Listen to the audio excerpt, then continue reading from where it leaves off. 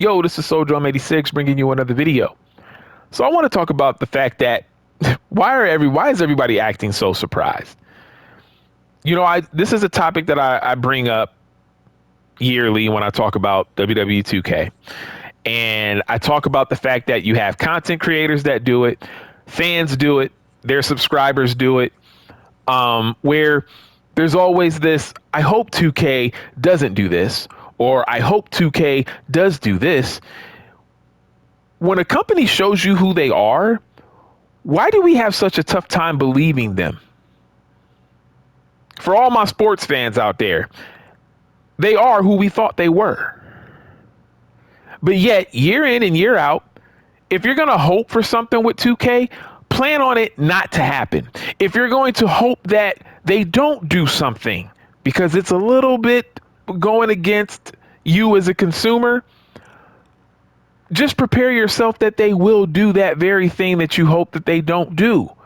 But year in and year out, you have content creators and fans alike saying, oh, I hope that they don't do this. I mean, how many videos did we see where people were saying, I hope they don't make it difficult to gain RXP. I hope that they don't, patch it and make it even more difficult. I hope that they don't. But yet we already know that they're going to do these things, not just because it's 2K, just because this is what the gaming industry is today anyway. So you should know that based off of the experience of other games and what they do to their consumers. There's not a game on this planet that I love this much to the extent to where I would take this amount of anti-consumerism. There's not one game.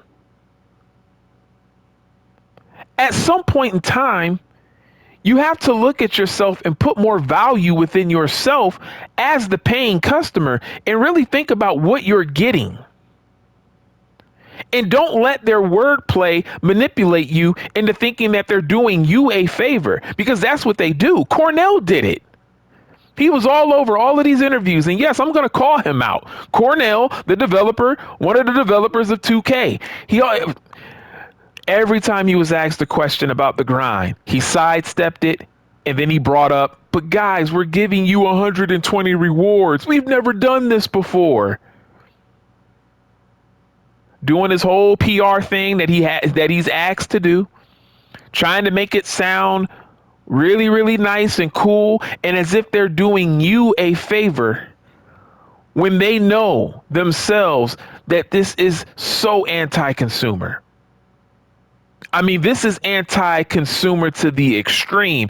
And yet, when they talk about this ringside pass, they made it seem like they were doing you guys a favor, and a lot of you fell for it. To the point where you're now surprised that they patched the farming technique that was being used, where people were ending matches in a matter of seconds through submission and sliders and turning the game on very easy. And now they patched it. What did we think was going to happen? Again, I repeat myself. This has happened in other franchises, not just 2K. So did you think 2K was going to be like, we'll let them do it that way? No, because at the end of the day, they want people to buy those tier skips. And trust me, they want people to continue to. They want it to start out like it'll typically start out. I'll just skip a couple tiers. It's not that much. I'll just skip a couple. And then after you skip a couple, you say to yourself, well, that wasn't that bad. Okay, I'm grinding. Man, I'm still not to the tier that I need to be at. All right, let me skip a couple more tiers. And so you skip a couple more tiers because in your mind, that was only like $6. I'm good. I skipped a few, $6, whatever. And then you just keep going and going and going and going. And then you get to a point where you get so frustrated with the grind, you just say, you know what? I'm skipping all of the tiers. You know that there's going to be people doing that. It's inevitable. It happens every time. These companies find a way to get people every time. It's not going to stop this year. This year will be no different. This is why this ringside pass was a bad idea from the get-go. You got people acting like, oh, it's not that bad. I like playing and unlocking stuff. Well, idiot, guess what? We were playing and unlocking stuff through Showcase and My Rise. That wasn't enough. That wasn't enough. You actually have played mental gymnastics to the point where you think that it's cool to unlock all of this stuff, especially stuff that you paid for. You paid $150 for a game and they're not giving you anything. You got to play to unlock it. That makes no sense. That makes no sense. It was bad enough that we have this DLC thing in place anyway. Microtransactions, all of it. The only time that it makes sense to buy things extra for a game is when they really truly add to the experience. Like if there's some sort of expansion to the overall story, even me personally, I don't mind paying for that because there was actually some real time and effort put into that. Like if I play a game and I complete a game, right? Say it's some action shooter game and they want to then add more campaign story to it and whatnot, and then they charge you a little bit for it. That's cool. I can do that because it adds to the story. I'm actually getting almost a new, not necessarily a completely new game, but it's adding more to a game that I've already completed.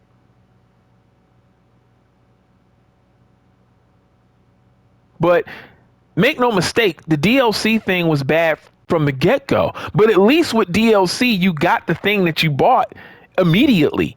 That's how all things should be. If you buy food, do you need to have to do some other stuff before you get your food, even though you already bought it? Because remember, when you go to places like a fast food restaurant or whatever, you're paying the money before the food comes to you. Just imagine if restaurants had some type of thing, like fast food restaurants had some type of weird gimmick like that. You pay for your food up front, then you don't get it. You got to go through all this other stuff just before you get your food. It wouldn't make any sense. So why do we have to wrap our minds around this? And I'm seeing the comments of the people that are for this ringside pass. And I'm going to be honest, I just don't believe you, sir. I don't believe you. If there's a female out there that also agrees with this ringside pass, ma'am, I don't believe you. I don't believe you. You gotta try again. I'm sorry. You gotta try again because there is no way that we as gamers have gotten to this point where we're saying something like this is okay. Nah, man. No. I'm fine with it. You got these big content creators that are fine with it. You know, you'll see their real feelings come out, but then they kind of have to switch up real quick, and then they start talking real positive about it. I've seen those too. I've seen those videos. I've seen those videos. But you know why they do that, right? We know why they do that. They don't want to rock the boat. Even if this isn't their full-time gig and they have a regular 9 to 5, I understand what status looks like. I understand how status can become very addicting. When you start getting a bunch of subscribers and people start talking so great about you, and you got all of these people that are subscribed to your channel, they're saying all of these nice things about you on other people's channels, mentioning your name, other content creators mentioning your name. And so now you're a big YouTuber and you put all of your eggs in this 2K basket. And so then from putting all of your eggs in this 2K basket, you get all the perks that comes with it. You get to play the game weeks early before anybody else. So then you get to come back to your subscribers and tell them how cool the game is, what you have issues with the game, but more importantly, how cool the game is. And then the icing on the cake is you get to actually talk to the developers. And in the gaming community, developers are like celebrities. So when you get them on your channel, you've made it. So you don't want to rock that boat. When things are anti-consumer, yeah, you might mention it a little bit, but you're not going to keep it as real as you want to keep it because you don't want to rock that boat. And you got a lot of impressionable people who are subscribed to you. So then when you make it seem like everything is okay, guess what? Now that person that's subscribed to you, that might be a little on the young side, they might be a little impressionable. And then they start to say to themselves, nah, yeah, you know what? This isn't a bad idea. because you said it wasn't a bad idea. You said it was okay, so now the fans are saying it's okay. It's not that bad. Oh yeah, we'll just do this technique and fix the sliders and do all of this other stuff and finish the matches in a matter of seconds. Well, now the match has to be a minute or more. And we know how that's going to go. It's going to be a boring and tedious grind. And this is where I said in the video earlier in the video, I said I was going to come back to these farming techniques. Make no mistake that these farming techniques aren't even fun. Trust me, I know. I was doing the farming technique in Test Drive Unlimited. It was so boring. It was extremely boring. I hated it. But I wanted to build up enough credits because you weren't really getting that much off of winning races. And so you had no choice but to do the farming technique. And the farming technique, for people who don't know, that was in Test Drive, was you drove on the opposite, like you went against traffic. And there was this long tunnel that you could drive through. And you pretty much had to dodge traffic. Oncoming traffic, you had to dodge, and you go as fast as possible. And as you're missing cars coming past you, your XP is going, your credits are going up like crazy. So you're getting like 10 grand like every couple seconds. But it became boring because you're driving against traffic one way, and then you turn around and you drive against traffic the other way, and then you turn around and you drive against traffic the other way, and you turn and you just rinse and repeat, rinse and repeat. It's boring. Nobody wants to play a game like that. Like, since when did that become a cool thing, to play a game like that and not really take into what the game has to offer? Remember what I said when I was making videos earlier, when I said that they're making you play the game the way that they want you to play the game? They're doing that even more now because a technique that people found and wanted to share with everybody, now they're patching that technique, and now they're making that technique more difficult. If you beat matches, you'll get credits, but you'll get like 30 RXP because it didn't go a minute. When I tell people that they're going to get bored of this game really quickly, you're going to get bored of this game really quickly because you are having to play it in a way that you've never played it before. I don't know about you guys, but I like taking my time with games, man. I really do. To be honest, I don't even like the method of when games add new things in there every week to bring you in to play it. You shouldn't have to do that to entice me to play. Your game should just be dope. Your game should just be fire. And I should be able to want to play it because I want to play it. Not because you're bringing me back in because you got weekly challenge races. Yeah, I'm talking to you, Gran Turismo 7. These weekly challenge races that for a lot of them, you don't even really want to do because you don't want to use the cars that you have to use. It's stuff that you don't want to do. So you find ways to try to get over it. I don't want to just play a game to just get it over with. That's not fun. That's not fun. And for all the people that are saying to themselves, oh, the ringside pass is not that big of a deal. Well, if you're using these techniques to try to get it done as fast as possible, maybe deep down, maybe, just maybe, you don't like the ringside pass model at all either, because you're trying to hurry up and get through it. Why? So you can get the wrestlers that you want unlocked. Because maybe, just maybe, you might want them in your universe mode.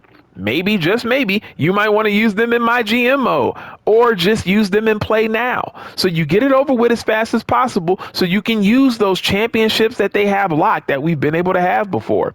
The arenas that are locked that were in last year's game. The wrestlers that are locked that were in last year's game. None of this makes sense. But yet you have people in the community that have wrapped their head around it making sense. I said that they were going to patch the way that people were going to farm this, and I wasn't the only one. Actually, a lot of people called it before it happened, and yet they're still acting surprised that they did it. People are acting like, I keep seeing comments, they fixed this before they fixed community creations. Yes, because they don't get money off of community creations. That's why. They don't get money off of community creations. Of course they're going to fix this farming technique. Of course they're going to go for that first. What are you talking about? We got to get real with ourselves, man. We have to get real with ourselves.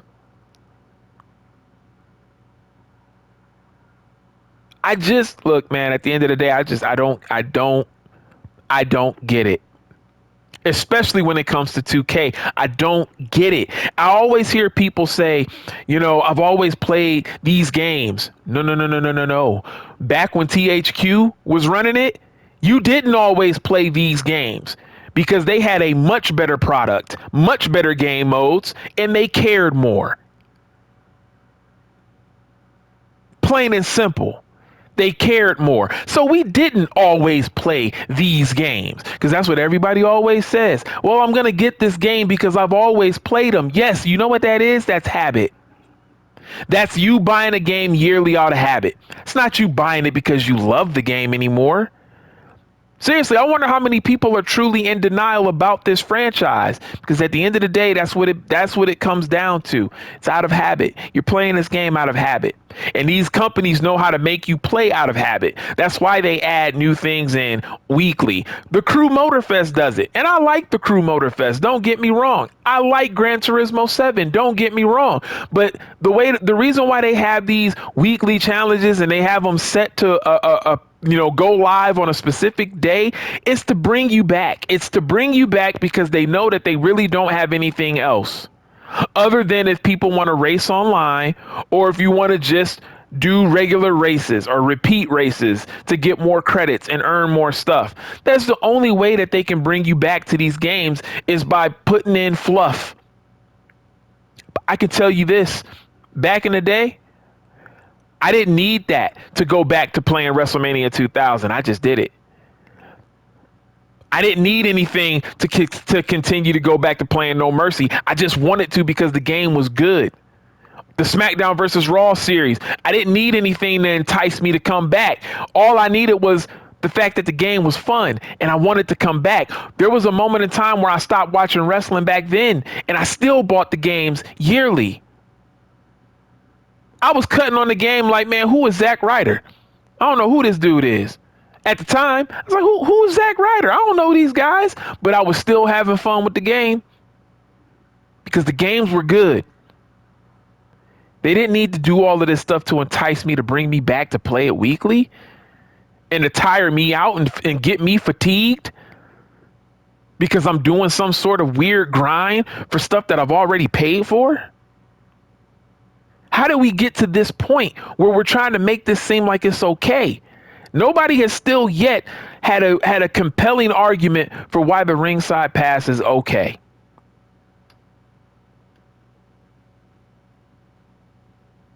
Nobody.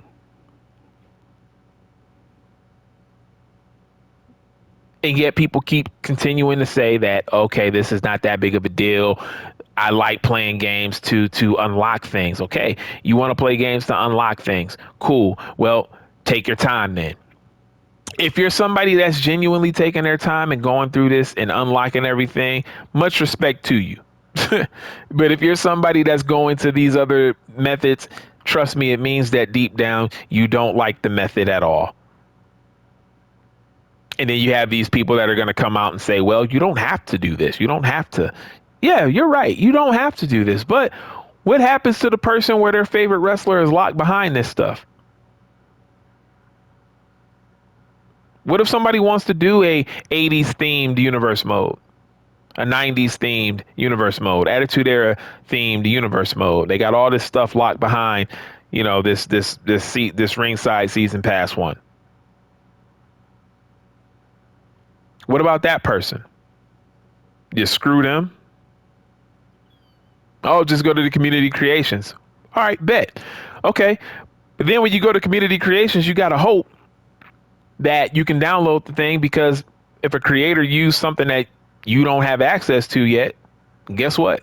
You're not downloading that call. Plain and simple. Plain and simple. I know this is a rant video. And at the end of the day, I don't really have too much of a stake in this because I don't play the game anymore. From time to time, I will still play the older 2K games, the ones that I liked. Like, I'll play 2K18. I'll install that once in a while. I'll play 2K19. and I'll play them for certain reasons. Like I'll still play 2K16. I'll play that for the Stone Cold Showcase, stuff like that. But I don't play this franchise anymore. I never had any intention on getting 2K26. That was out of the question. I never wanted to get 2K26.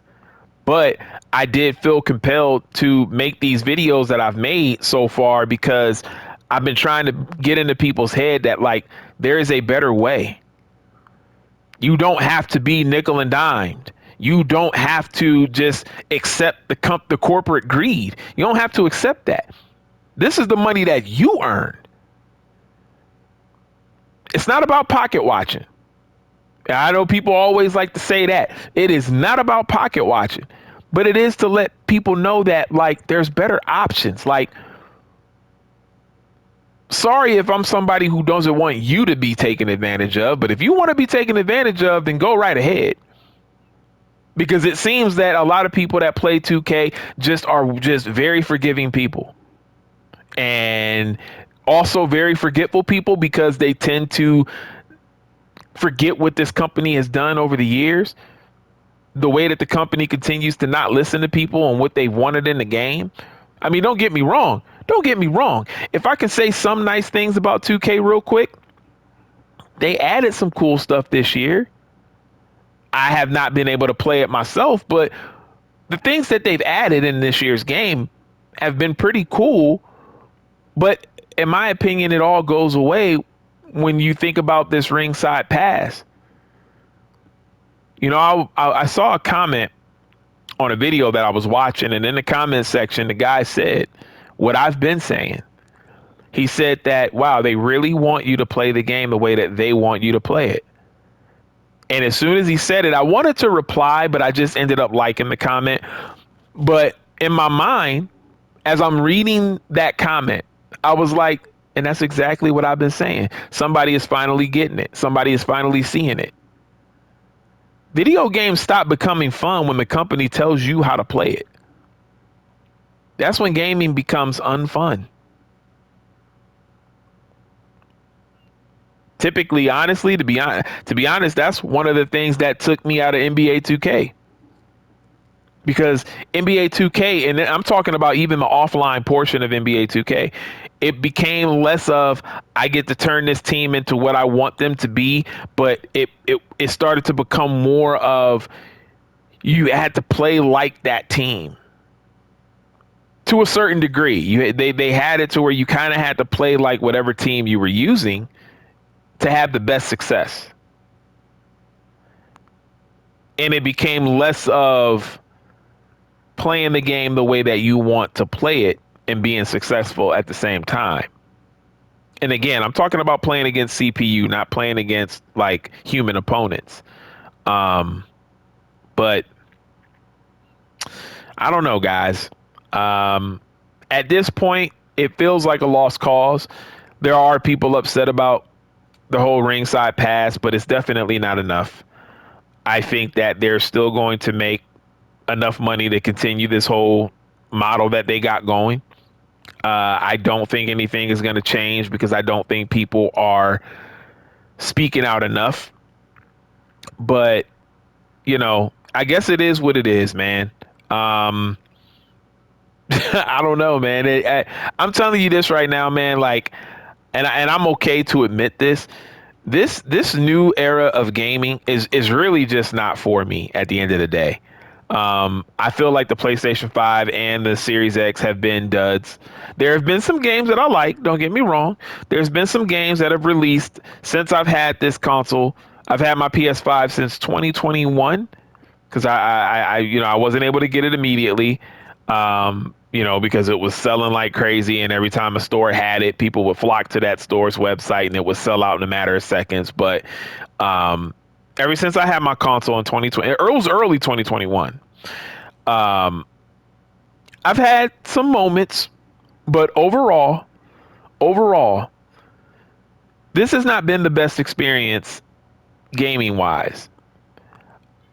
I actually was okay with the PS4, even though I saw things changing for the worse. I enjoyed PS4. I enjoyed PS3. I really enjoyed the PS2. I had a Sega Dreamcast. I love that. until it died.